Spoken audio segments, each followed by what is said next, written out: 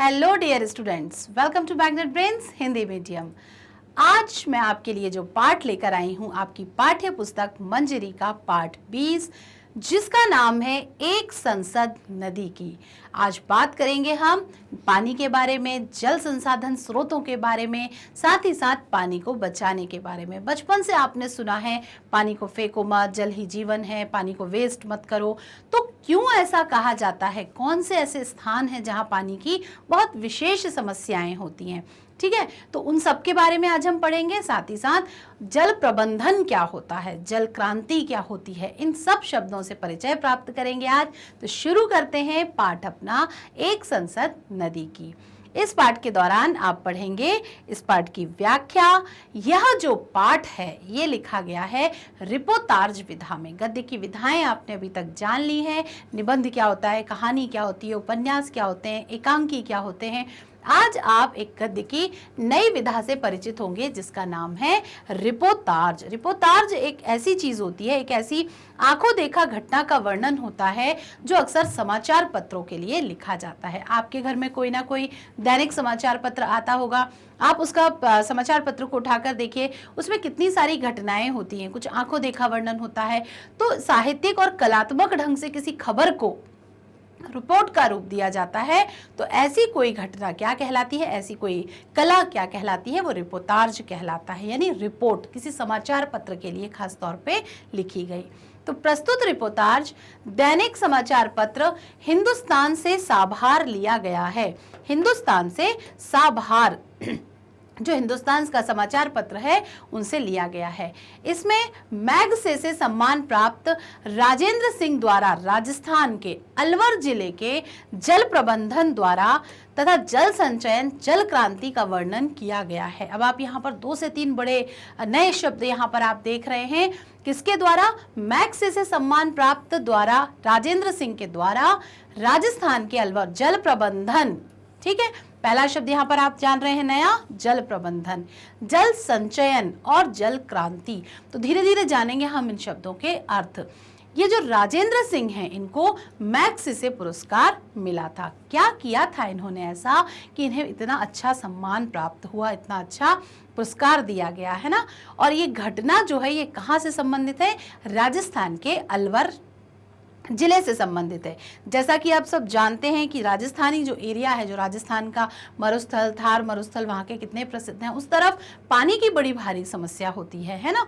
तो आपने हमेशा से जाना होगा कि उस क्षेत्र में रेतीला स्थान होने के कारण सूखे की समस्या या पानी की कमी की समस्या से वहाँ के लोग अक्सर जूझते हैं। तो ऐसी ही एक घटना यहाँ पर हम देख रहे हैं जिसको रिपोतार्ज के रूप में, एक रिपोर्ट के रूप में यहाँ पर प्रस्तुत किया गया है। चलिए शुरू करते हैं। सूखी धरती में पानी लौट आया। सिर्फ पानी ही नहीं लौटा, बल्कि उसके साथ लौट आई नंगे पहाड़ों पर हरियाली और जीवन में खुशहाली। यानी एक ऐसे स्थान की बात हो रही है जहां ना हरियाली थी ना पानी था, लेकिन पाठ की शुरुआत में ही उस सूखी धरती में पानी लौट आया।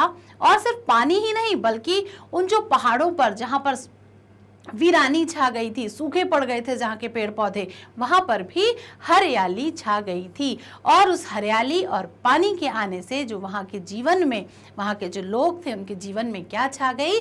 खुशहाली छा गई। क्योंकि दोनों ही चीजें जीवन के लिए बेहद आवश्यक होती हैं, एक तो पानी और दूसरा जीवन में खुशहाली, हरियाली। बरसों से सूखी नदियां ना केवल सरस हो गईं, सरस यानी जल से भर गईं, बल्कि मछलियों व अन्य छोटे छोटे जल जीवों की क्रीड़ा शुरू हो गई। यानी कि जो जल स्रोत थे जो सूखे पड़े हुए थे, अब पानी आने से क्या हुआ? वो मछलियों और छोटे छोटे जलीय जीवों से भर गए हैं। जगह जगह पानी का जमा होना, कुओं का फिर से चढ़ जाना और हरे भरे होते जा रहे खेतों में पानी फेंकती मशीनें देखकर सहसा यकीन करना मुश्किल हो रहा है कि क्या ये वही धरती है जहां हर साल मौसम के आते ही अकाल और सूखे की चपेट में जो पड़ जाती थी। एक भावना सोचकर देखिए कि ऐसे स्थान पर जब ये सारी चीजें होंगी तो क्या वो प्रकृति के किसी चमत्कार से कम होगा? अब आप महसूस करके देखिए, ऐसे सूखे निर्जन से स्थान पर जहां पर पानी की इतनी ज्यादा कमी होती थी या फिर अकाल और सूखे जैसी स्थितियां वहां आ जाती थी, वहां पानी का आना जल स्रोतों का लबालब भर जाना, मछलियों का दिखाई देना, खेतों में आपने देखा होगा ना स्प्रिंकलर कहते हैं जिन्हें, फव्वारे लगे होते हैं जो पानी को स्प्रेड करने के लिए, पानी को फैलाने के लिए खेतों में लगे रहते हैं, उनका, उन मशीनों का प्रयोग करना। साथ ही साथ कुओं में पानी से, कुएं जो होते हैं वो लबालब हो गए हैं, तालाब भर गए हैं, जगह जगह पानी, जहां देखो वहां पानी के छोटे छोटे तालाब और सरोवर दिखाई दे रहे हैं। कितना सुंदर दृश्य होगा उस स्थान पर जहां पर अकाल और सूखे की समस्याएं हो रही होंगी। तो ये तो स्वर्ग की तरह सुंदर या स्वर्ग की तरह भावना देने वाला दृश्य उपस्थित हो गया। चलिए आगे पढ़ते हैं। राजस्थान की धरती पर हुई जल क्रांति एक दो नहीं, करीब 15 सालों के कड़े संघर्ष और समाज की अथक मेहनत का नतीजा है। ठीक है, मतलब ये जो क्रांति आई है, ये जो बदलाव आया है, ये सिर्फ अचानक से नहीं आ गया कि बस कुदरत ने कोई चमत्कार किया और हो गया।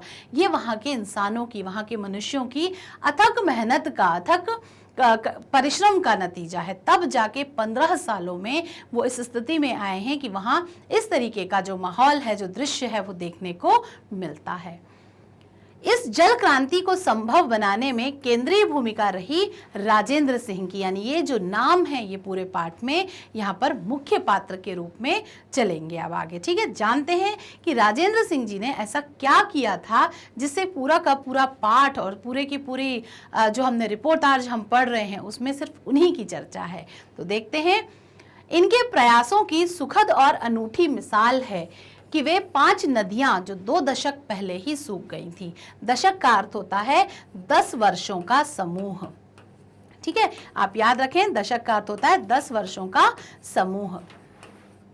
दशक तो 2 दशक पहले यानी कि 20 साल पहले ये जो 5 नदियां हैं वहां की, वो पूरी तरह सूख चुकी थी।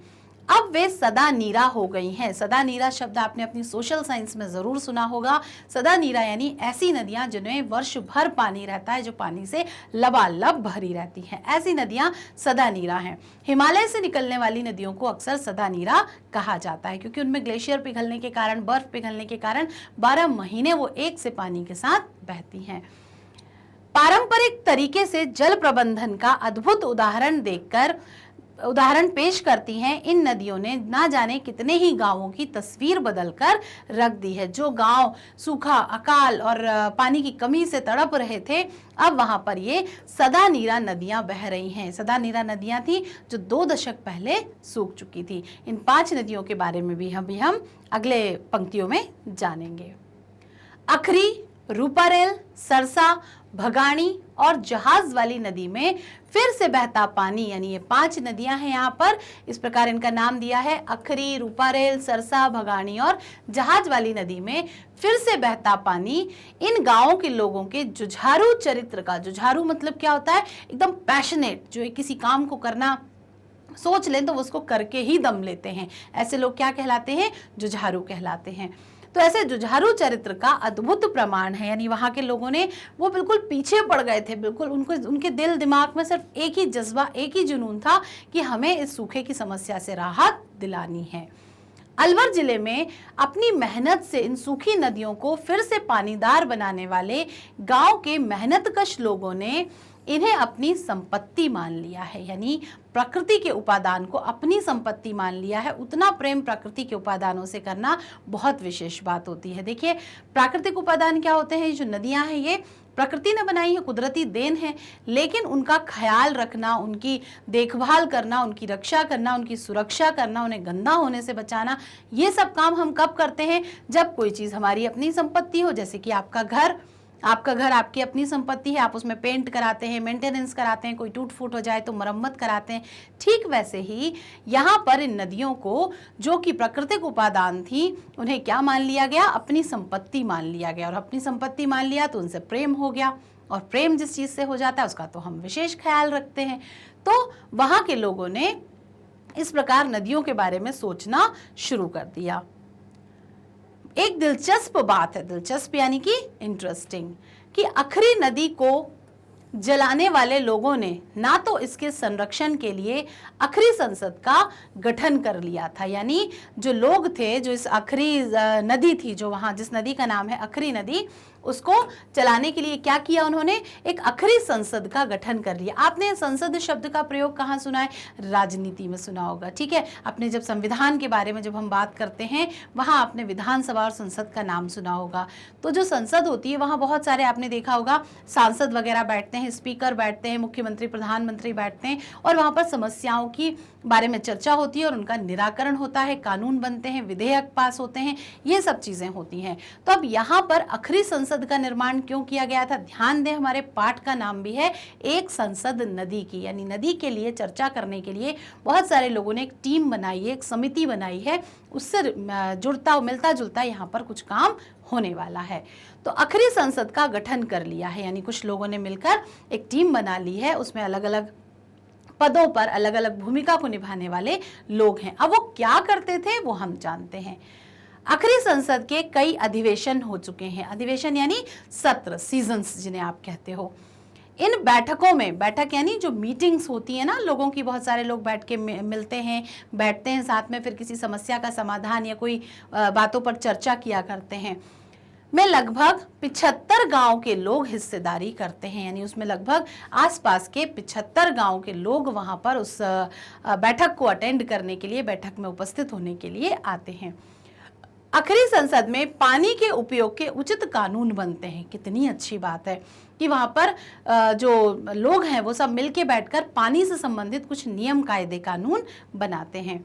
इन पर सख्ती और बगैर कोताही के, कोताही मतलब लापरवाही, इन पर सख्ती और बगैर कोताही के अमल भी होता है, मतलब अमल यानी अप्लाई की जाती है। वो सब लोग बैठ के कुछ नियम बनाते हैं और बगैर भूले सख्ती के साथ, बिल्कुल करना है मतलब करना है फॉलो, इस फीलिंग के साथ सभी लोग उसको, नियमों को मानते हैं। एक नियम के अनुसार यदि कोई बाहरी व्यक्ति मछली मारते पकड़ा गया तो उस पर 11 से 1100 तक का जुर्माना भी हो सकता है। इस नदी पर किसी सरकार का नहीं, आखिरी संसद का ही कानून चलता है। इस समय आखिरी संसद के 100 से ऊपर सदस्य हैं, यानी यहाँ पर अभी हमने पढ़ा था कि 75 गांव इसमें हिस्सेदारी करते हैं। 75 गांव के 100 से ऊपर लोग लगभग आकर उसकी सदस्यता ग्रहण कर चुके हैं, यानी कि उसकी टीम जो थी आखिरी संसद की, उसमें लगभग 100 लोग हैं और 75 गांवों के उसमें संबद्धता जारी है, ठीक है। अब ये मछली पकड़ने पर इन्होंने जुर्माना क्यों लगाया होगा, अब हम आगे देखते हैं कि मछली पकड़ना क्यों इन्होंने गुनाह माना। क्योंकि देखिए, जो मछलियां हैं वो पानी की प्रमुख संपत्ति हैं, मछलियों का होना कितना जरूरी है पानी को स्वच्छ करने के लिए। तो इन्होंने इस प्रकार के कुछ जुर्माने लगा दिए, जुर्माना यानी पेनाल्टी लगा दी है कि अगर कोई इस तरीके का काम करता मिला तो हम उसको आखिरी संसद के कानून को तोड़ने के लिए उस पर जुर्माना यानी कि पेनाल्टी लगाएंगे। जब आखिरी सहित कई नदियां सूख चुकी थी, आखिरी नदी भी उन 5 नदियों में एक थी जो सूख चुकी थी, इन्हें पुनर्जीवित करने के लिए, पुनः जीवित करना यानी दोबारा जिंदा करना उनको, ठीक है, प्रशासन ने कोई ध्यान नहीं दिया। जो वहां की गवर्नमेंट थी, वैसे तो गवर्नमेंट नदियों के लिए काफी कुछ सोचती है, लेकिन उस समय इन नदियों के बारे में गवर्नमेंट ने नहीं सोचा। पर जब लोगों की लगन और मेहनत से इनमें पानी बहने लगा तो स्थानीय प्रशासन ने, स्थानीय प्रशासन यानी जो लोकल गवर्नमेंट थी, उनकी लोकल शासन था, उसने भी इन पर नजरें टिका ली। यानी उन्हें भी लगा कि जब लोगों की मेहनत से इतना कुछ हो सकता है तो क्यों ना हम भी इसमें थोड़ा कुछ योगदान दे दें, थोड़ा हम भी इसमें इन्वॉल्व हो जाएं। एक ठेकेदार को आखिरी में मछली पकड़ने का ठेका दे दिया गया। कुछ ऐसा हुआ कि आखिरी में मछली पकड़ने का ठेका उसको दे दिया गया। ठेका मतलब कॉन्ट्रैक्ट जिसे कहते हैं। वह ठेकेदार अपने दल के साथ हमीरपुर गांव पहुंचा तो गांव वालों ने पूरी एकता के साथ विरोध किया। ये गांव वालों में कौन लोग शामिल थे, जो आखिरी संसद के प्रमुख कार्यकर्ता थे वो लोग भी शामिल थे और साथ ही साथ गांव के लोग भी थे। उन्होंने उसका विरोध क्यों किया, क्योंकि उनका नियम था कि पानी में से कोई भी मछलियां नहीं पकड़ेगा। ठेकेदार को तब गांव वालों ने अपनी संसद के बारे में बताया। ठेकेदार को बुलाया गया, बिठाया गया और संसद का नियम बताया गया कि यहाँ पर मछली पकड़ना अपराध है। साथ ही साथ यह भी गिना दिया गया कि वहां पर और अन्य भी क्या क्या नियम वहां पर चलते हैं। ठेकेदार के पास चुपचाप वापस चले जाने के अलावा कोई रास्ता नहीं था। ठेकेदार ने चुपचाप अपना सामान समेटा और वहां से जाना ही बेहतर समझ लिया। दुख और कमजोरी में समाज का साथ देने के विचार से राजेंद्र सिंह अक्टूबर 85 में राजस्थान के अलवर जिले के किशोरी गांव में पहुंचे थे। वे समाज को शिक्षित करना चाहते थे। अब आप यहाँ पर जानें कि जो ये राजेंद्र सिंह थे, ये सबसे पहले गांव को शिक्षित करने के उद्देश्य से उस जिस कस्बे की हम बात कर रहे हैं वहां पर अलवर जिले में वो पहुंचे थे। समाज को शिक्षित करना चाहते थे। यहाँ आकर उनका शिक्षा का पूर्वाग्रहों का किला टूट गया। यानी वो आए थे शिक्षा देने की, बच्चों को पढ़ाऊंगा, जो लोग पढ़ाई छोड़ चुके हैं उन्हें पढ़ाऊंगा, जिन्होंने बचपन से पढ़ाई नहीं की उन्हें पढ़ाऊंगा, इस प्रकार का सपना लेके वो अलवर जिले में आए थे। लेकिन यहाँ उनके पूर्वाग्रहों का किला टूट गया, यानी कि जो वो सोच कर आए थे वैसा कुछ भी नहीं हुआ। गांव के बुजुर्गों ने उन्हें एक बड़ी नेक सलाह दी। मतलब गांव के जो बुजुर्ग थे उन्होंने कुछ समझाने का उन्हें प्रयास किया। सलाह ये थी, पढ़ाई से पहले पानी। अब पानी तो जीवन की सबसे प्रमुख आवश्यकता है, पढ़ाई वाकई सेकंड नंबर पे आएगी। अगर आप पानी नहीं है, जल ही नहीं है, जीवन ही नहीं है, तो फिर किसी अन्य चीज का कोई मोल बचता है क्या? तो यहाँ पर उनको बुजुर्गों ने ये सलाह दी कि पढ़ाई से पहले पानी आवश्यक है। सूखे से बरसों से जूझ रहे उन बूढ़ों के ज्ञान और समाज की दशा को देखकर राजेंद्र सिंह को ये बात जच गई। उनको भी महसूस हुआ कि पढ़ना जरूरी है, लेकिन वो पानी से बाद में ही आएगा। व्यक्ति को पहले पीने के लिए, अपने दैनिक जीवन के लिए पानी तो सर्वप्रमुख आवश्यकता है उसकी। तो उनको भी ये बात समझ में आई कि पढ़ाई से पहले किसका आवश्यकता है? इस गाँव में पानी की आवश्यकता है। उन्हें लगा इस समाज को वाकई पढ़ाई से पहले पानी की जरूरत है, क्योंकि बिन पानी सब सून, पानी के बिना कोई काम नहीं हो सकता है। अपने साथियों के साथ उन्होंने तब पानी बचाने और उसको बढ़ाने के लिए काम करने का मन बना लिया। यानी वो पढ़ाने आए थे और पढ़ाने का अभी फिलहाल उन्होंने थोड़ा साइड में करके पानी के बारे में, जल संरक्षण और जल को बचाने के काम में वो लग गए अपने साथियों के साथ। अब सवाल ये था कि आखिर ये सब होगा कैसे? सूखी बंजर जमीन थी वहां पर। अब ये सवाल आया कि यहाँ से पानी निकले कैसे, पानी का इंतजाम किया कैसे जाए। इसके लिए राजेंद्र सिंह को किशोरी और गोपालपुरा गांव के उन्हीं पुराने और अनुभवी लोगों की मदद लेनी पड़ी। गांव के लोगों ने उन्हें पारंपरिक जल प्रबंधन की पुरानी विधियों की विस्तार से जानकारी दी।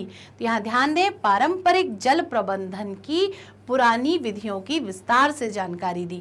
यानी यहाँ पर जो लोग थे, हम आज वाटर के बारे में जो आप सोशल साइंस में, ईवीएस में आप पढ़ते हो कि किस प्रकार वाटर हार्वेस्टिंग होती है, पानी को कैसे बचाया जाता है, नीचे पानी का जल संरक्षण कैसे किया जाता है, जो वर्षा का जल है उसको संग्रहित कैसे किया जाता है, ये सब चीज़ें तो हम आज पढ़ रहे हैं। लेकिन आप देखिए, ये पारंपरिक जल प्रबंधन की जो परंपराएं थी वो उस समय भी उन लोगों को ज्ञात थी। ये होता है पुराना अनुभव और पुराना ज्ञान। मशवरा सीधा साधा था कि गांव में क्या किया जाए, छोटे छोटे बांध बनाए जाएं। बांध को आप क्या कहते हो? डैम कहते हो। सूख चुके जो कुएं और बावड़ियां हैं, कुएं क्या होते हैं? जो गहराई से गोल गोल आपने देखे होंगे कुएं, और बावड़ी होती हैं बहुत गहरी, चारों तरफ उनमें बॉर्डर्स लगी होती हैं, पत्थर या ईंटों की बॉर्डर बनी होती है, उसमें नीचे उतरा जा सकता है। तो बावड़ियों को गहरा करके, यानी उनके गहरीकरण का काम किया गया और उन्हें फिर से जीवित किया गया। यानी जो कुएं सूख गए थे, जनरली लोग क्या करते हैं, जो कुएं सूख जाते हैं वो सूखे पड़े हैं, फिर धीरे धीरे कचरा गिर गिर के वो भरते जाते हैं, लेकिन उनको और गहरा किया गया ताकि उनको पुनः जीवित किया जा सके। इसके साथ ही जोहड़ आदि बनाए जाए, नदियों को चलाया जाए। ठीक है, इस प्रकार ये सब काम वहां पर शुरू किए गए। सीधा गणित बरसाती पानी के प्रबंधन का था। यानी देखिए, अब वो जगह जहां, मतलब जो शहर था, जिला था, वहां पर बरसाती पानी, जो बारिश, नेचुरल रेनफॉल होता है, उसके पानी का प्रबंधन करना था उनको। ठीक है, जो नेचुरल पानी आता है, प्रबंध इस तरीके से कि बारिश के पानी को भी बेकार ना बहाया जाए, जो बारिश का पानी भी आए वो भी बेकार ना हो। उस पानी को छोटे छोटे बांध यानी कि डैम बनाकर और एनीकट बनाकर रोक लिया जाए। यानी पानी का जो बहाव है उसको कुछ इस तरीके से वहां पर रोक लगाई जाए कि वो पानी आगे की तरफ ना बह पाए। जब पानी रुकेगा तो वहीं धरती पे समाएगा। एब्जॉर्प्शन समझते हैं ना आप, सोख लेना। धरती जो होती है वो पानी को सोख लेती है। तो क्या होगा यहाँ पर, जब हम पानी को रोक लेंगे, जैसे आपने अपने घरों के आसपास देखा होगा, किसी गड्ढे में या बारिश का पानी थोड़ी देर तो भरा दिखता है, लेकिन धीरे धीरे वो जो धरती होती है वो पानी को एब्जॉर्ब कर लेती है, सोख लेती है ना। तो अगर बड़े बड़े बांध बना दिए जाएंगे या छोटे छोटे बांध बना दिए जाएंगे और उनमें पानी भरेगा, तो वो धरती उस पानी को सोख लेगी। यानी वो पानी कहाँ चला गया? धरती के अंदर की तरफ चला गया। ठीक है, इससे पानी धरती के नीचे पहुंचेगा तो वहां पर सुरक्षित रहेगा और अंदर ही अंदर ढलान या नीचे की तरफ रिसता रहेगा, यानी वो धरती को नीचे नम बनाता रहेगा और नीचे पानी पहुंच जाएगा। जब जमीन के अंदर पानी बना रहेगा तो ये धीरे धीरे आगे की ओर नीचे की ओर बढ़ेगा और आसपास के कुओं का जल स्तर भी बढ़ जाएगा। यानी बारिश के पानी को अगर यहाँ पे डैम बना के उन्होंने रोक लिया है, मान के चलिए यहाँ पर कोई एक कुआ है और जो मिट्टी जो यहाँ पर नीचे नम हो रही है उससे क्या होगा, इस कुएं का भी वाटर लेवल बढ़ जाएगा ना। तो इस प्रकार यहाँ बताया गया है कि जो बांध है उसकी मिट्टी जो है वो पानी को सोखेगी और कुओं का, बावड़ियों का जल स्तर बढ़ा देगी। जल स्तर यानी वाटर लेवल। ठीक है, सूखी धरती को पानी मिलने से भी हरियाली हो जाएगी और खेती भी की जा सकेगी। यही था जल प्रबंधन का पूरा शास्त्र। जल प्रबंधन यानी वाटर मैनेजमेंट जिसे आप कहते हो, पानी का पूरी तरह ख्याल रखना, उसका वेस्टेज यानी कि दुरुपयोग रोकना जल प्रबंधन कहलाता है। पानी को हर तरीके से अगर हम उसको नीचे स्टोर कर सकते हैं, उसका कोई यूज कर सकते हैं, इस प्रकार पानी का सही उपयोग करना जल प्रबंधन कहलाता है, जो गांव के लोगों को समझ में अब आ गया था। ठीक है, आगे देखते हैं। बकौल राजेंद्र सिंह, तब हमें यकीन आने लगा कि यदि ऐसा हो सका तो ग्रामीण समाज की दिशा और दशा और हालात, ये सब कुछ में जबरदस्त परिवर्तन आ सकता है। यानी अगर इसी प्रकार जल प्रबंधन कर लिया गया तो बहुत जल्दी वो अलवर जिला जो कि अकाल और सूखे की मार झेलता है वो पानी से लबालब हो जाएगा। ग्रामीण जीवन के आधार कृषि और पशु ही तो होते हैं। गाँव में जो मुख्य प्रोफेशन होता है, जो मुख्य पेशा होता है वो कृषि होता है। लोगों के पास खेत होते हैं, जानवर होते हैं और वे कृषि करके अपना जीवन यापन करते हैं। और कृषि करने के लिए सर्वाधिक आवश्यक जो चीज़ होती है वो क्या है, पानी यानी कि जल है। बिना जल के तो काम हो ही नहीं सकता। और साथ ही पशुओं को भी पिलाने के लिए तो पानी आपको चाहिए ही पड़ेगा। दोनों होंगे और बचे रहेंगे तो जीवन भी टूटने और बिखरने से बच जाएगा। यानी वहाँ पर पानी पर्याप्त मात्रा में रहेगा तो कृषि अच्छी होगी, फसलें अच्छी होंगी तो लोगों का जीवन अच्छा होगा। जो पशु होंगे उनको भी खाने पीने के लिए चारा, खली आदि, ये सब भूसा आदि मिलेगा, दूध मिलेगा, गांव का जीवन यापन होता रहेगा। तो कुल मिला के एक सिर्फ जल के होने से कितनी सारी समस्याएं स्वतः ही सुलझ जाएंगी।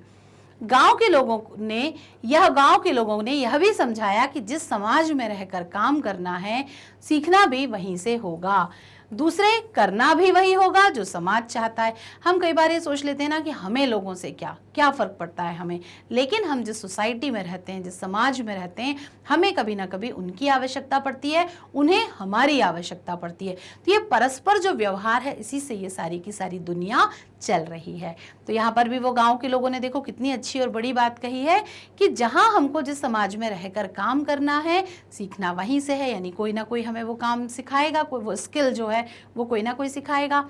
और जो काम हमने सीखा है वो हमें कहाँ करना होगा, जो ये समाज चाहता है, जो ये समाज कह रहा है कि यहाँ पर आप अपना स्किल का प्रदर्शन करिए। फैसला भी समाज का और मेहनत भी समाज की। तो ये दोनों ही चीजें व्यक्ति को करनी होती हैं। आपको सिर्फ समाज का साथ देना है, उसे परंपराओं का स्मरण कराना है कि हमारी वास्तव परंपराएं क्या हैं। कुल मिलाकर हालात से हारे लोगों की भी निराशा दूर करनी है। यानी ये लोग अगर हिम्मत हार जाते हैं कि नहीं, राजस्थान में तो पानी की प्रॉब्लम बनी रहती है, भगवान ने तो इस क्षेत्र को बनाया ही ऐसा है, तो क्या कभी किसी ने कोई ऐसा प्रयास किया होता जिससे ये सारी समस्या दूर हो सके। इस काम को वे चाहते थे कि वे आत्मविश्वास से करें। इसके लिए पहले लोगों को मन बनाना होगा, उन्हें काम और काम करने के तरीके और इससे मिलने वाले लाभ के बारे में भी समझाना पड़ेगा। यानी सबसे पहले लोगों ने सोचा अरे यहाँ तो पानी आने ही नहीं वाला है, क्या करना है, इतनी मेहनत करके इतना परेशान होके क्यों हम ये सब कर रहे हैं। लेकिन सबसे पहले विचार आया काम का, फिर काम को करने के तरीके ढूंढे गए कि किस तरीके से ये काम हो, और तरीकों से जो लाभ होने वाले थे वो लाभ जब लोगों को बताए जाते हैं तो काम आधी सफलता तो वहीं पर तय हो जाती है। तो लोगों को ये सब समझाना पड़ेगा। बहरहाल काम की शुरुआत गोपालपुरा गांव के एक चबूतरे वाले जोहड़ से हुई। इसके लिए लोगों ने चंदा इकट्ठा करना शुरू किया। चंदा जिसे आप कलेक्शन, मनी कलेक्शन कहते हैं, आप लोग करते हैं ना अक्सर गणेश उत्सव के समय और कोई काम करते समय आप लोग जो बच्चों से आपस में या बड़ों से कुछ पैसे लेते हैं, कलेक्ट करते हैं, उसे कहते हैं चंदा इकट्ठा करना। उन्हें श्रमदान के लिए भी राजी किया गया। श्रमदान यानी खुशी से कि हाँ भाई हम यहाँ पर मेहनत करेंगे, ये काम में हम मदद करेंगे। गांव के कुछ उत्साही लोग गैती फावड़े लेकर जुट गए। गैती फावड़े ये दो ऑपरेटर्स हैं जो कि खेती किसानी में या फिर गड्ढे वगैरह खोदने में काम आते हैं। चूंकि गोपालपुर में उस समय ज्यादा लोग नहीं थे, मतलब वहां की जो आबादी थी वो कम लोगों की थी, इसलिए सिली बावड़ी के लोगों से मशक्कत कराई गई। यानी जो आसपास के कुछ गांव थे सिली बावड़ी नाम के, वहां के लोग भी वहां पर मेहनत करने के लिए, काम करने के लिए आ गए। हाँ, देखरेख का जिम्मा गोपालपुरा के लोगों ने ही संभाला। यानी वहां के जो लोग थे उन्होंने स्वयं किस काम की जिम्मेदारी ले ली कि भाई हम देखरेख का काम करेंगे, क्योंकि मैनेजमेंट, अपनी जगह का ज़्यादा ज्ञान उन्हीं को था, तो उन्होंने कहा भाई हम मैनेजमेंट का ध्यान रख लेंगे। जो सिली बावड़ी के लोग आए थे उन्होंने मेहनत करने का काम ले लिया। इस तरह काम बांटने से काम आसान हो जाता है। इसी तरह गोपालपुरा में चैत्रे वाला जोहड़ और मेवालों वाला बांध बनकर तैयार हो गया। लोगों को अब बरसात का इंतजार था। सारी तैयारियां हो चुकी थी, टीम बन गई थी, काम बट गए थे, अरेंजमेंट्स हो गए थे, व्यवस्थाएं सारी कर ली गई थी। अब इंतजार था तो सिर्फ बरसात का, यानी बारिश आए और ये सब काम शुरू हो सके। लंबे इंतजार के बाद बारिश हुई। जोहड़ पानी से भर गया। जोहड़ यानी एक तालाब की तरह है। मेहनत से बनाए गए इस जोहड़ में पानी देखकर गांव के लोग पुलकित थे। पुलकित यानी अत्यधिक प्रसन्न थे। पानी से लबालब भरे चैतर वाले जोहड़ ने लोगों का विश्वास पक्का कर दिया कि अगर इसी सिलसिले को आगे बढ़ाया जाए तो सुखद परिणाम जरूर निकलेंगे। इस तरह अभिक्रम शुरू हुआ और एक के बाद एक तालाब और जोहड़ बनाए जाने लगे। इस प्रकार वहां पर पानी की जो प्रबंधन था वो शुरू हो गया। इतना बड़ा काम हुआ तो उसकी चर्चा तो होनी ही थी। यानी आसपास के गांवों में, आसपास के लोगों को जब ये सब पता चला तब क्या हुआ वो देखिए।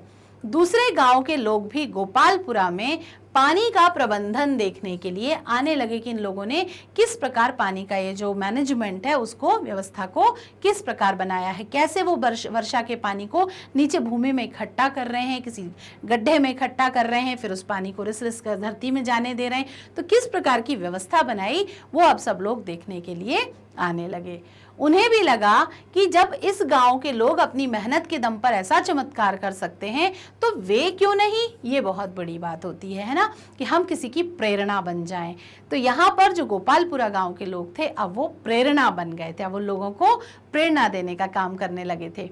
फिर भी गांव के गांव इस काम में जुट गए। बस सबने सोचा और सबको लगा कि हाँ ये चीज़ बहुत ज़रूरी है और ये चमत्कारी है और इसका परिणाम इतना अच्छा है। जब लोगों ने रिजल्ट देखा तो गांव के गांव इस काम में जुट गए, जल प्रबंधन करने में। राजेंद्र सिंह ने बाकायदा एक संस्था बनाकर इस काम को करना शुरू किया। अब ये संस्था बनाने की आवश्यकता क्यों पड़ी होगी, देखिए। हो सकता है कि जब ये लोग जो थे ये कुछ दिन उत्साह में काम कर रहे थे, लेकिन जहां इनका मन भरता है ये काम करना बंद कर देते। लेकिन इस काम को तो हमेशा आगे बढ़ाना था, तो एक संस्था बनाई गई। एक संस्था जब किसी काम की संस्था बन जाती है तो उसमें कुछ जिम्मेदार लोग होते हैं। जिम्मेदार लोग उस काम को हमेशा उसी उत्साह से, उसी कर्तव्य निष्ठा से उस काम को आगे बढ़ाते हैं। तो यहाँ पर जरूरी था एक संस्था बनाना। संस्था यानी कि एक टीम बनाना, एक कमेटी बना लेना, और इस काम को आगे बढ़ाना शुरू किया गया। काम का तरीका यह था कि जिस बांध, तालाब या जोहड़ बनाने में जो भी खर्च आएगा उसका 2/3 संस्था वहन करेगी और बाकी स्थानीय लोगों से जमा किया जाएगा। यानी वहाँ के जो लोग थे कुछ पैसा वो कलेक्ट करेंगे और 2/3 पैसा उसका जो संस्था बनाई गई थी कुछ लोगों की वो वहन करेगी। ठीक है, तो अब इस तरीके का मैनेजमेंट, इस तरीके की व्यवस्था बना के ये काम शुरू किया गया। ऐसा इसलिए कि जब लोगों का पैसा लगेगा तो उसका उस काम में स्वाभाविक रूप से जुड़ाव होगा। देखिए, जब हम किसी चीज में अपनी मनी यानी कि पैसा लगा देते हैं, तो उस काम की हमें फिक्र भी होती है, उस काम की हम चर्चा भी करते हैं, उस काम की देख रेख भी करते हैं। आप देखिए, अगर आपका जब घर बन रहा हो, मान के चलिए आप जिस घर में रहते हैं उसके ऊपरी एक मंजिल का काम अगर आपके पापा ने, मम्मी ने लगाया हुआ है, तो वो फिक्र से जाएंगे ना देखने की, देखें आज कितना काम हो गया, आज कमरा बन गया, आज खिड़की लग गई, आज दरवाजा बन गया, आज दीवारें उड़ गई, आज छत बन गई। तो इस काम की चिंता क्यों की जाएगी? क्योंकि उस काम की जिम्मेदारी उनकी है, साथ ही साथ उनका जो बहुमूल्य पैसा है वो उस घर को बनाने में लग रहा है, तो वो फिक्र से उस काम को कराएंगे। उस काम में देरी तो नहीं हो रही, उस काम की व्यवस्थाएं कैसी हो रही हैं, ये सब चीजें वो देखते हैं। तो ठीक वही भावना यहाँ पर संस्था के द्वारा बनाई गई थी कि जब उनका स्वाभाविक जुड़ाव जो उत्पन्न हो सकता है वो किससे होता? जब वो वहां पर पैसा देते। फिर श्रम तो स्थानीय लोगों को करना ही था, यानी थोड़ी मेहनत तो उनको करनी थी, लेकिन पैसा जब दे दिया तो वो जो मेहनत और श्रम है उसमें उनका मन भी साथ में लगने लगा। इस तरह लोग काम और संस्था से जुड़ते चले गए। अच्छा, एक चीज और होती है कि जैसे कोई अच्छा काम हो रहा होता है, पहले कुछ कम लोग उस काम को करते हैं, लेकिन जैसे जैसे लोग उसकी तरक्की देखते हैं या उस काम का महत्व जानने लगते हैं तो लोग आकर उससे जुड़ने लगते हैं। आपने देखा होगा किसी भी कैंपेन में पहले उसे कुछ 8-10 लोग या 2-4 लोग शुरू करते हैं, फिर धीरे धीरे उससे संस्था में लोग जुड़ते चले जाते हैं और फिर उनकी टीम बड़ी हो जाती है। संस्था के लोग अपने काम को फैलाने के लिए गांव-गांव पैदल यात्राएं शुरू कर दी। अच्छा, अब लोगों को इसके बारे में कैसे पता चले?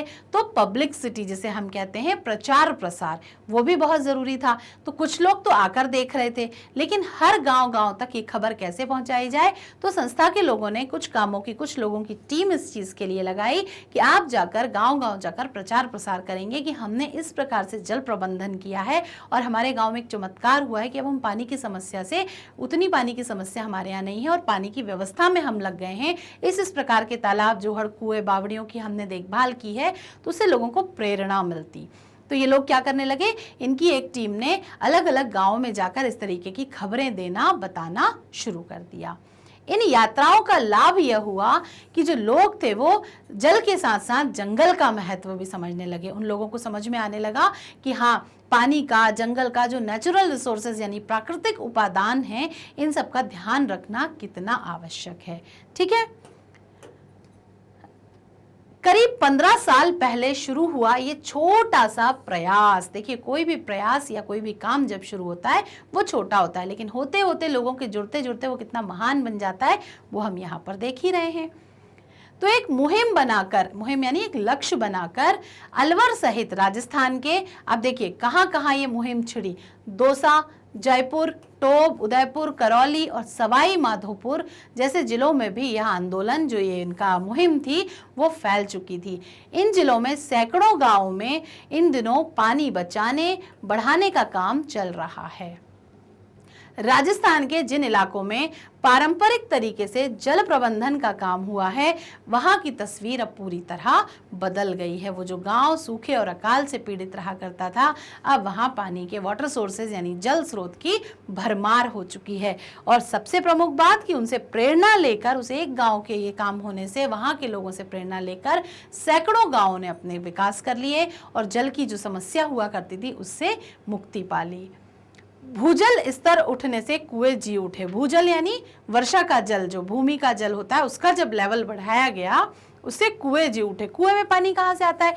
आप लोगों ने देखो, आपके समय में तो जो आप देख रहे हैं घरों में आपके जो क्या बोलना चाहिए, वाटर टैंक वगैरह बने होते हैं, या जो आपका नर्मदा जल या कोई ऐसा पानी वाटर सोर्स से आता होगा आपके यहाँ, ट्यूबवेल लगे होंगे आपके यहाँ, तो उससे आप पानी देख रहे हैं। लेकिन जो पहले के समय के लोग थे, उनका वाटर सोर्स जो मेन प्रमुख था वो कुएं, हैंडपंप आदि हुआ करते थे। तो भाई कुएं में पानी कहाँ से आएगा? भूजल स्तर जो होता है, भूमि का जो अंदर का वाटर लेवल जो होता है, वही पानी जो होता है वो कुएं में रिस रिस कर सारा दिन इकट्ठा हो जाता है। सुबह जब आप देखेंगे तो कुएं का वाटर लेवल बढ़ा हुआ होता है, रिस रिस कर पानी, क्योंकि रात भर में उसमें से किसी ने पानी नहीं निकाला। लेकिन धीरे धीरे जब लोग उपयोग करते हैं वो वाटर लेवल थोड़ा सा कम होता है, लेकिन रात भर में वो वापस पुनः उतना ही भर जाता है। तो भूजल स्तर बढ़ने से जो कुएं थे वो जिंदा हो गए, जी उठे, मतलब जो सूख गए थे कुएं उनमें भी अब पानी होने लगा। डार्क जोन जो था अब वो व्हाइट जोन में तब्दील हो गया था, यानी अंधेरे से उजाले की ओर सब चले गए थे। हरियाली वापस आ गई थी। जाहिर सी बात है, जो सूखा पड़ा था, जमीन जब हरियाली होगी तो फिर वो चारों तरफ वसुंधरा श्रृंगार कर ही लेगी। धरती की उर्वरा शक्ति भी लौट आई। सूखी धरती पर जब हम कोई बीज बोते हैं, फसल बोते हैं, तो वो उतनी अच्छी नहीं होती, लेकिन जब पानी की सिंचित भूमि पर हम फसल बोते हैं तो उसकी उर्वरा शक्ति को बढ़ा देती है। फसल चक्र भी बदल गया। पहले सूखे की मार झेलने के कारण फसलें होती थी, नहीं होती थी, सूख जाती थी, खराब हो जाती थी, उतना अच्छा उत्पादन नहीं होता था। लेकिन अब ये फसल चक्र भी पानी होने के कारण बहुत बदल गया। अब जिस मौसम में जो फसल उगाई जाती थी उसका उत्पादन वहां पर होने लगा। अरावली की नंगी पहाड़ियों में, हमने अपनी पहली पंक्ति में ये लाइनें पढ़ी थी कि अरावली की जो नंगी पहाड़ियां थी, सूख गए थे जो पहाड़, अब वहां क्या होने लगा था, वहां अच्छे बढ़िया पेड़ पौधे उगने लगे थे, अब वो हरियाली से भरने लगी थी। वतन छोड़कर रोजी रोटी की तलाश में जो लोग पलायन करके गए थे, आपने देखा ना, जब किसी गांव में ज्यादा विकास नहीं होता तो वहां के कुछ लोग उस गांव को छोड़कर अपने रोजी रोटी की तलाश में अन्य गांवों की ओर चले जाते हैं, अपने बच्चों को, परिवार को ले जाते हैं और वहीं पर बस जाते हैं।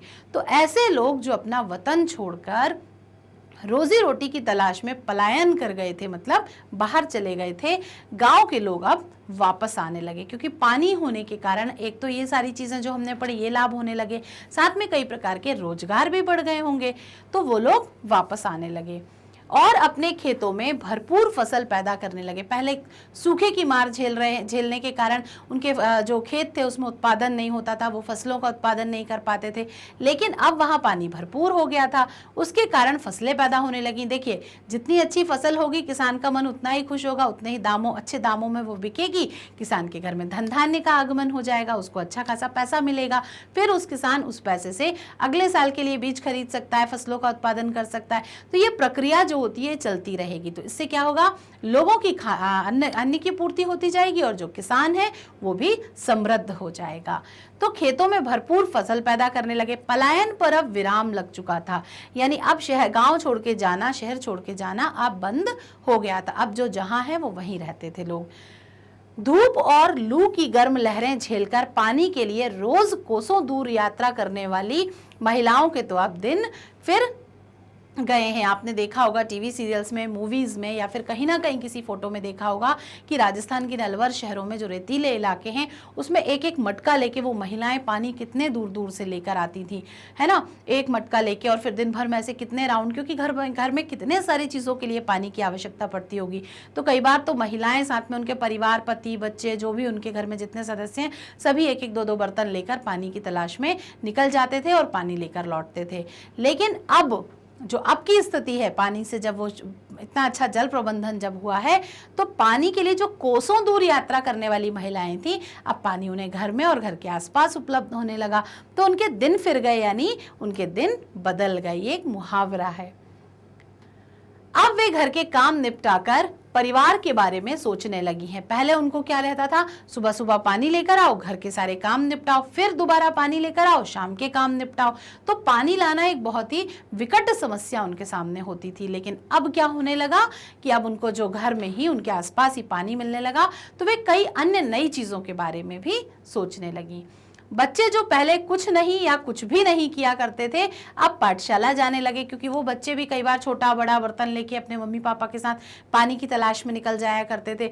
लेकिन अब जब पानी उनके घर के आसपास मिलने लगा, घर में आने लगा, तो अब उनके पास पढ़ने का समय हो गया, तो वे भी पाठशाला जाने लगे। बहरहाल जल संरक्षण का ये अद्भुत काम, पानी को बचाना, जल संरक्षण का जो ये अद्भुत काम हुआ, ये नीति निर्धारकों के लिए एक सबक के समान है। जो लोग रूल्स बनाते हैं, जो कि नियम बनाते हैं, ये उनके लिए एक सबक के समान है और शेष समाज के लिए एक सीख है कि बिना गवर्नमेंट की सहायता के जब आपस के गांव के लोग एकजुट हो जाते हैं और वो जो नियम बनाते हैं वो सबके लिए इतने अनिवार्य कर देते हैं कि नियमों का पालन सब करते हैं, और वो जो नियम पालन करना है वो क्या देता है, समाज को एक तरक्की, एक दिशा दे देता है। और ये चीज़ समाज के लिए सीख है कि जो भी नियम बनाए जाएं उनका पालन शिद्दत से, ईमानदारी के साथ किया जाए। आज जबकि हर जगह पानी की किल्लत है, ऐसे में इस तरह का काम निश्चय ही प्रेरक और अनुकरणीय है। पानी की समस्या अब तो सिर्फ एक राजस्थान डिस्ट्रिक्ट में ही नहीं होती, बल्कि आपके और मेरे शहरों में, हमारे आम शहरों में भी ये सब समस्याएं अब होने लगी हैं, क्योंकि वाटर लेवल जो भूजल स्तर है वो नीचे की तरफ जा रहा है। लोग पानी वेस्टेज बहुत करते हैं और जनसंख्या जिस स्पीड में बढ़ रही है तो पानी का यूज भी बढ़ रहा है। तो बहुत सारे फैक्टर्स यहाँ काम करेंगे किस प्रकार पानी की समस्याएं हो रही हैं। लेकिन निश्चित रूप से ये जो पाठ हमने पढ़ा ये क्या है, प्रेरक और अनुकरणीय है। किस प्रकार पानी को हम बचा सकते हैं, क्योंकि देखिए प्रकृति तो हर बार वर्षा करती है, आपके लिए पानी भेजती है, लेकिन उस जल का संरक्षण किस प्रकार करें, हम जल का प्रबंधन किस प्रकार करें, उसका यूज किस प्रकार करें, उसका उपयोग कैसे करें, उसका दुरुपयोग कैसे बचाएं, उसका करना, ये सब चीजें हमें इस पाठ से सीखनी चाहिए। राजेंद्र सिंह यह भी मानते हैं कि पानी बचाने का यह काम इस बात का स्पष्ट परिणाम है कि आज भी हमारी परंपराएं प्रासंगिक हैं। देखिए पानी बचाने की जो बात है यह हमेशा से कही जा रही है ना। नदियों को विशेष पूजनीय माना गया है, जल स्रोतों को पूजनीय माना गया है। जो हमारी सभ्यता संस्कृति है, आपने उसमें देखा होगा कि जो नदियां हैं, जो जल स्रोत हैं, वो हमेशा उनकी पूजा की जाती है। तो यहाँ पर परंपराएं प्रासंगिक, यानी ऐसे ही लोग जल की पूजा नहीं करते थे, ऐसे ही हर चीज में जल का प्रयोग नहीं करते थे। ठीक है, तो पानी जो होता है वो जीवन की विशेष आवश्यकताओं में से एक है। उसको बचाना, उसको सहेज के रखना बेहद आवश्यक है। उनमें समाज को समृद्ध करने के पर्याप्त बिंदु मौजूद हैं। जल संरक्षण के व्यापक काम की बदौलत राजेंद्र सिंह, जिसने इस काम की अगुवाई की, वहां पर वो शिक्षा के लिए गए थे लेकिन पानी की समस्या में लग गए, तो इस कारण उनको मैग्सेसे से सम्मान भी दिया गया।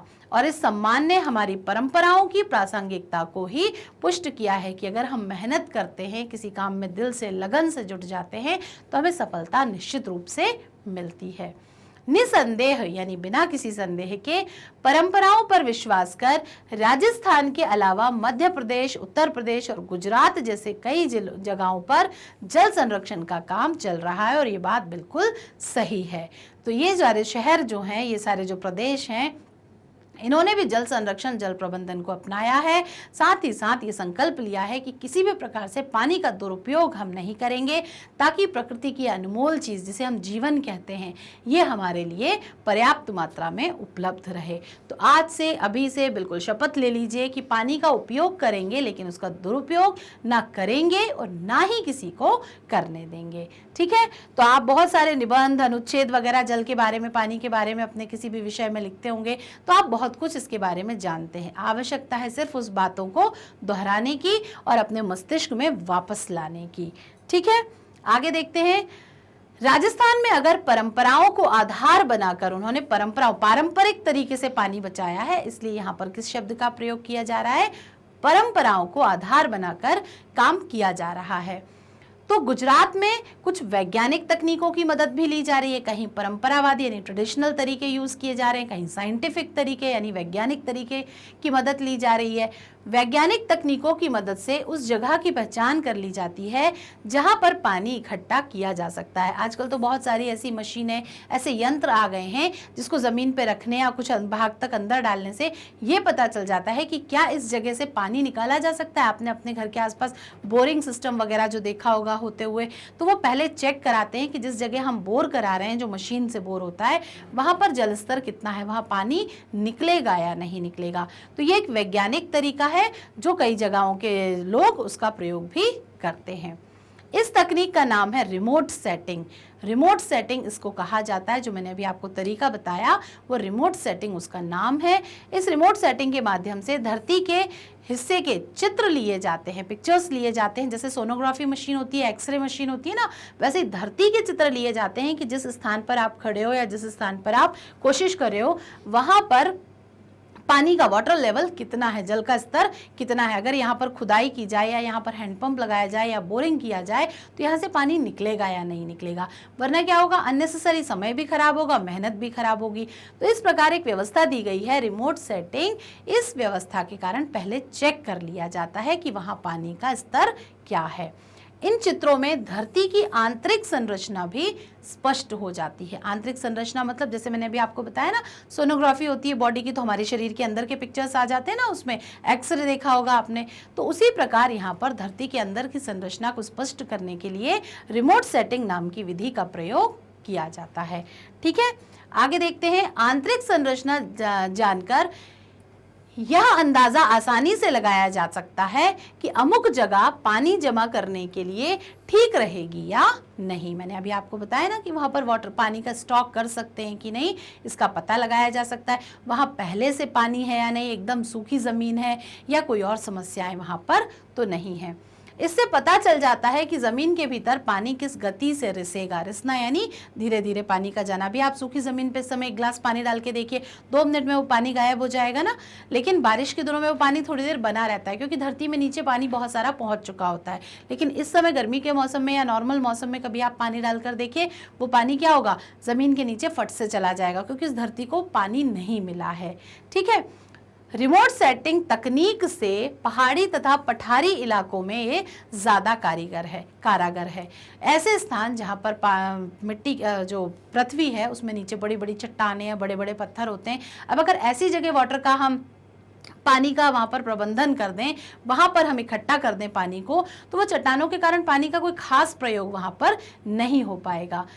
तो ऐसी जगह ढूंढी जाती है जहां पानी रिसता जाए, तो वो नमी हो जाए और वो पानी वहां ऊपर भी बहुत अच्छे से इकट्ठा बना रहे। आपने देखा होगा आजकल शहरों के बाहर या कई जगह डैम बनने लगे हैं, है ना। तो वो डैम इसी का एक तरीका होता है पानी को इकट्ठा करना, जल प्रबंधन करने का। नेहरू विश्वविद्यालय में भी इसी तकनीक की मदद से 3 चेक डैम बनाए गए हैं। देखिए मैंने भी आपको बताया कि 3 चेक डैम बनाए गए हैं। उल्लेखनीय है कि जल संरक्षण की अहमियत को समझते हुए विश्वविद्यालय ने इसके लिए एक पाठ्यक्रम की भी घोषणा की है। यानी कि इसको आप यूनिवर्सिटीज़ में, कॉलेजेस में जब पहुंचेंगे तो आप जल संरक्षण का प्रॉपर एक कोर्स कर सकते हैं। जैसे आपने MBA वगैरह सुना होगा, उस प्रकार जल संरक्षण, जल प्रबंधन का भी आप एक कोर्स कर सकते हैं। उस कोर्स को करने से क्या होगा, आप वैज्ञानिक और पारंपरिक तरीकों से जो बेहतर है उसका प्रयोग करके आप पहले खुद पढ़ें, फिर उनका प्रयोग करके पढ़ें, और जब आप खुद उस काम में एक्सपर्ट हो जाएं तो आप लोगों को सिखाने का, बताने का काम भी कर सकते हैं, जिस प्रकार राजेंद्र जी ने ये काम किया है। आगे बढ़ते हैं। लेकिन विडंबना ये है कि जल संकट जिस तेजी के साथ गहरा रहा है, उसी तेजी के साथ काम नहीं हो पा रहा है। होने को कितना कुछ हो सकता है, लेकिन जो नहीं हो रहा है वो ये है कि जल संकट यानी पानी की कमी लगातार हो रही है, लेकिन उसको बचाने के जो उपाय हैं वो उतनी तेजी से नहीं हो रहे हैं। यानी ये देखिए, जल संकट इस तरफ की ओर, मतलब यहाँ पर जल संकट जो है वो बढ़ता जा रहा है, लेकिन जो हमारे उपाय हैं वो उतनी तेजी से यहाँ पर नहीं हो रहे हैं। उसके कारण क्या हो रहा है, हम पैरेलली साथ क्या होना चाहिए, ऐसे ऐसे जल संकट बढ़ रहा है, ऐसे ऐसे हमने उपाय बढ़ाना शुरू कर दिए, तो जो वाटर लेवल है वो बैलेंस रहेगा।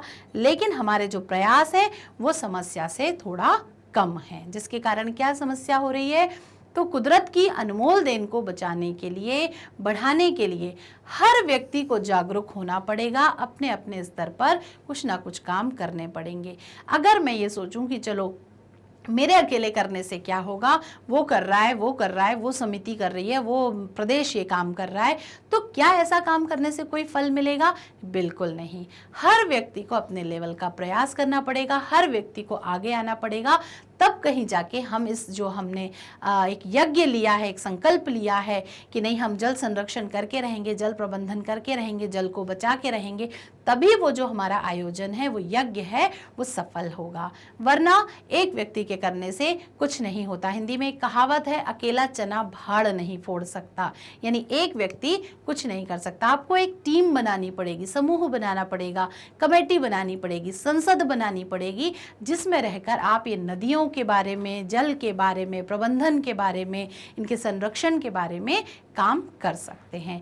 तो इस पार्ट में हमने बहुत सारी बहुत इंपॉर्टेंट चीजें जानी जो कि अभी आपके लिए जानना बेहद जरूरी थी। आगे देखते हैं।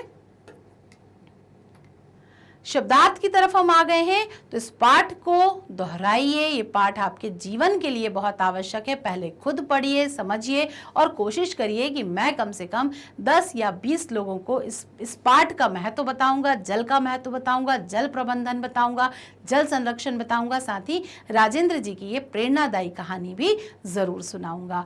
तो इस प्रकार हमने ये पाठ खत्म किया। यहाँ पर शब्दार्थ देखते हैं। पहला शब्दार्थ है सतत। सतत का अर्थ होता है सर्वदा, हमेशा, कंटिन्यू, जिसे आप कहते हैं। रीते यानी खाली, रीत जाना यानी किसी बर्तन का या किसी चीज का खाली हो जाना। मेहनतकश शब्द से ही स्पष्ट हो रहा है मेहनत करने वाला, परिश्रमी, जो बहुत मेहनत करता है, हार्ड वर्कर, है ना। कोताही यानी किसी चीज की लघुता या कमी, मतलब लापरवाही ना करना, कोताही ना बरतना यानी लापरवाही ना करना। पूर्वाग्रह यानी पहले से बनी हुई कोई धारणा, पहले से मैंने सोच लिया है कि नहीं, मेरे ये प्रयास से तो कुछ होगा ही नहीं, तो ये मेरा पूर्व धारणा हुई, है ना, पूर्वाग्रह हुआ। लेकिन अगर मैं पहले से सोच के जाऊं नहीं मैं कर सकती हूँ, ये हो जाएगा, तो क्या हुआ, ये मेरा दृढ़ संकल्प हो जाएगा। तो पूर्वाग्रह यानी कभी भी कोई काम करने से पहले हमें ये पूर्वाग्रह नहीं बनाना चाहिए कि ऐसा नहीं होगा। हाँ, पूर्वाग्रह अगर पॉजिटिव है कि हाँ मैं कर सकती हूँ, ये हो जाएगा, ये काम सब संपन्न हो जाएगा, तो एक अच्छी बात है। मशवरा यानी सलाह, परामर्श, एडवाइस जिसे आप कहते हैं। जोहड़ यानी जलाशय, तालाब, जो सरोवर बनाए जाते हैं उसको जोहड़ कहा जाता है। ये एक राजस्थानी शब्द है, क्योंकि पाठ राजस्थान से संबंधित है तो एक राजस्थानी शब्द है। एनीकट यानी एक गड्ढा जिसमें जल संचित होता है, जल को इकट्ठा किया जाता है। अभिक्रम यानी आरंभ, प्रयत्न, कोशिश जिसे आप कह सकते हो। मुहिम यानी कोई बहुत बड़ा काम, मेहनत का काम, है ना। बहुत सारे लोग मिलकर एक लक्ष्य ले लेते हैं कि ये काम हमें करना है, यानी कि हम क्या कह सकते हैं, उन्होंने मुहिम चलाई है। तो यहाँ के लोगों ने किस चीज़ की मुहिम चलाई थी, जल संरक्षण की मुहिम चलाई थी। आगे बढ़ते हैं। डार्क जोन यानी जहाँ का जल स्तर बहुत नीचे चला जाए, पानी के अभाव वाले क्षेत्र। आपने देखा होगा ना कि जो ऐसे क्षेत्र होते हैं जहाँ पानी की बहुत दिक्कत होती है तो उनको डार्क जोन घोषित कर दिया जाता है। तो जो राजस्थान का अलवर था ये एक समय में डार्क जोन के अंतर्गत आता था, लेकिन वहां के लोगों की मेहनत के कारण अगले शब्दार्थ व्हाइट जोन, जहां पानी का स्तर ऊपर हो, वो व्हाइट जोन में कन्वर्ट हो गया था। रिमोट सेटिंग यानी ये एक तरीका है, एक प्रोसेस है जिसके माध्यम से नदी के अंदर का चित्र लिया जाता है, जो मैंने अभी आपको बताया ना, एक्सरे टाइप। तो नदी के अंदर, धरती के अंदर का चित्र लेते हैं कि क्या यहाँ पर पानी संरक्षित किया जा सकता है, तो इसका पता उस चित्र लेने से हमको लग जाता है। इस तरीके से आज हमने जो पाठ पढ़ा उसमें जाना हमने जीवन के लिए उपयोगी ज्ञान राजेंद्र जी के द्वारा, जिन्हें मैग्सेसे पुरस्कार मिला था। अब दिलो दिमाग में कोई शक नहीं रह जाता है कि आखिर उन्हें मैग्सेसे पुरस्कार क्यों मिला, बल्कि अब हमारी धारणा ये हो गई है कि उन्होंने जो मेहनत का काम किया उसके लिए वो मैग्सेसे पुरस्कार के वास्तव में हकदार थे। एक जोरदार तालियां उनके लिए भी, जिन्होंने राजस्थान को पानी की इतनी विकट समस्या से बचाया और राजस्थान के साथ साथ आसपास के जो लोग हैं उन्हें भी जागरूक बनाया, इस समस्या को सुलझाने में मदद की, उनके दिमाग को एक आइडिया दिया।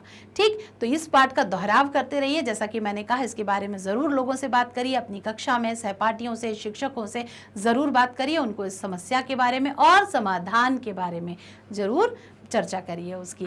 मिलते हैं अपने अगले वीडियो में, लेकिन उसके पहले एक छोटी सी बात, मैग्नेट ब्रेन्स आपके लिए इतने सारा ज्ञान का भंडार लेकर आया है और जो कि है बिल्कुल निःशुल्क। तो अपनी कक्षा और अपनी रुचि के अनुसार आप बहुत सारे वीडियोस यहाँ देख सकते हैं जो कि हर एक मीडियम से संबंधित है। आप जिस मीडियम से संबंध रखते हैं उसका वीडियो यहाँ पर उपलब्ध है, जैसे CBSE English medium, Hindi medium, UP board, Bihar board, CUET, NTSC, Olympiads और साथ ही साथ स्पोकन इंग्लिश भी। बुक्स, ई बुक्स का भी खजाना है। आप अपने हर विषय के लिए यहाँ पर बुक्स और ई बुक्स भी इशू करा सकते हैं, जिसको करने के लिए आपको डिस्क्रिप्शन बॉक्स में एक लिंक दी गई है, उसको क्लिक करें। उस लिंक को भरने के बाद, एक गूगल फॉर्म भरने के बाद आप उसे सबमिट करेंगे, जानकारी हमारे पास आएगी और संबंधित चीज़ें आपके पास पहुंचेंगी। आप हमसे संपर्क करने के लिए फेसबुक, ट्विटर, इंस्टाग्राम और टेलीग्राम की मदद ले सकते हैं। वीडियो को लाइक, कमेंट और शेयर करना ना भूलें, क्योंकि ज्ञान बांटने से बढ़ता है। मिलते हैं अपने अगले वीडियो में, इसके प्रश्नोत्तर पढ़ेंगे हम, और तब तक आप कर लीजिए इस पाठ का व्याख्या को तैयार, ताकि जब मैं आपसे प्रश्नोत्तर पूछूं तो सारे उत्तर मुझे आप ही दें। चलिए मिलते हैं, बाय बाय।